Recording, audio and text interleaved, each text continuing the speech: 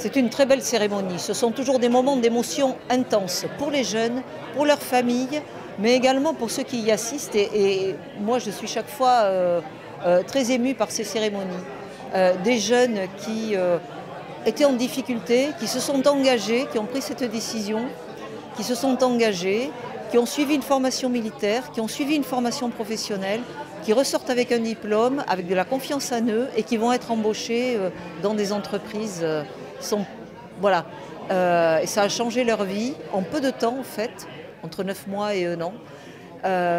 Ils ont des sourires formidables et moi je suis très très heureuse de voir cette réussite. Et donc aussi, l'armée est dans la société ainsi. Vous voyez ce que je veux dire? L'armée vit avec sa société, avec ses jeunes aussi. L'armée recrute 20 000 jeunes par an. Ce sont des jeunes de la société française avec toute leur diversité, avec toutes leurs difficultés potentielles et avec aussi toutes leurs valeurs, tout leur courage. Et donc l'armée connaît bien les jeunes, mais nous avons besoin de maintenir ce lien entre l'armée et la jeunesse. Est-ce que c'est quelque chose, le service militaire volontaire, qui va se déployer, développer encore plus en France? Il était en expérimentation depuis 3 ans. Nous sommes montés à 1000 volontaires formés par an.